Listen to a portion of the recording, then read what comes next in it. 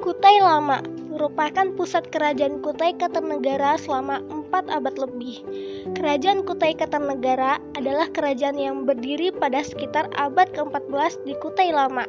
Kerajaan ini awalnya berpusat di Kutai Lama, lalu ke Jembayan, dan terakhir di Tenggarong sampai saat ini.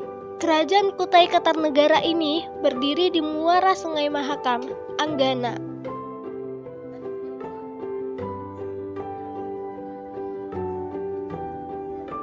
Desa Kutai Lama, Kecamatan Anggana, terdapat sebuah makam yang menjadi saksi bisu perkembangan Islam di Kalimantan Timur.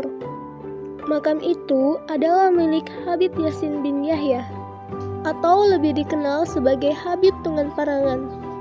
Ia adalah salah satu tokoh penyebar agama Islam pertama di Kerajaan Kutai pada abad ke-16. Makam Habib Tungan Parangan kini dipugar oleh pemerintah bekerja sama dengan dunia usaha. Dengan anggaran sekitar 1 miliar rupiah, kompleks makam diperindah dan dilengkapi dengan fasilitas seperti tempat parkir dan masjid. Pemugaran ini bertujuan untuk menjadikan Desa Kutai Lama sebagai destinasi wisata budaya, religi, dan sejarah.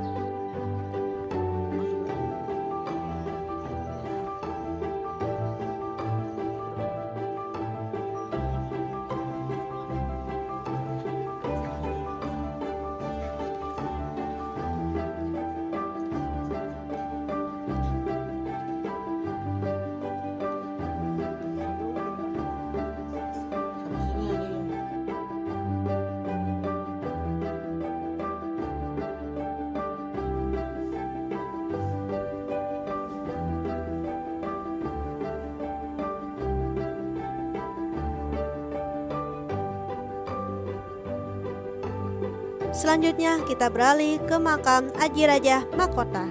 Sosok Aji Raja Mahkota merupakan Raja Kutai Kartanegara ke-6 dan pertama yang memeluk Islam saat Tugang Parangang mengajaknya sebagai Muslim.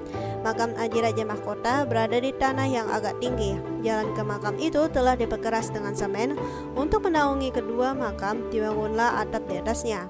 Bangunan atap ini tidak sekedar menaungi pusara aja, tetapi seluas aula kiri dan ke kanan dengan makam sebagai pusatnya.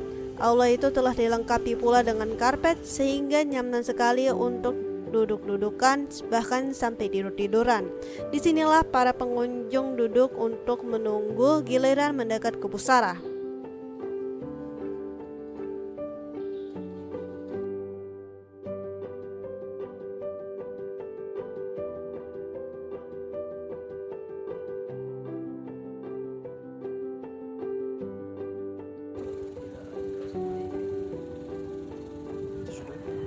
Prosesi mengulur naga di Kutai Lama merupakan bagian dari upacara adat Erau yang diadakan oleh Keraton Kesultanan Kutai Kartanegara.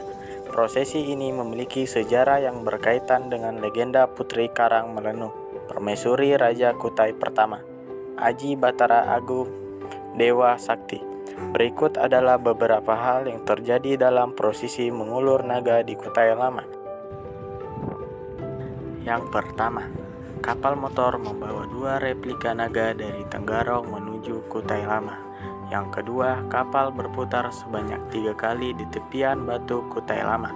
Yang ketiga, para tokoh masyarakat Kutai Lama dan pengiring naga menyambut kapal yang membawa naga. Yang keempat, badan naga diturunkan ke perairan delta makam secara bergantian. Yang kelima, kepala dan ekor naga dipotong dan dibawa kembali ke Tenggarong. Yang keenam, warga berebut untuk mengambil sisik naga yang terbuat dari kain warna-warni. Yang terakhir, kerangka badan naga tenggelam di dasar sungai. Prosesi mengulur naga dan belimbur merupakan ritual sakral dalam upacara adat Erau. Belimbur merupakan ritual terakhir yang dilakukan untuk menyucikan diri Sultan Kutai Kartanegara dari pengaruh jahat.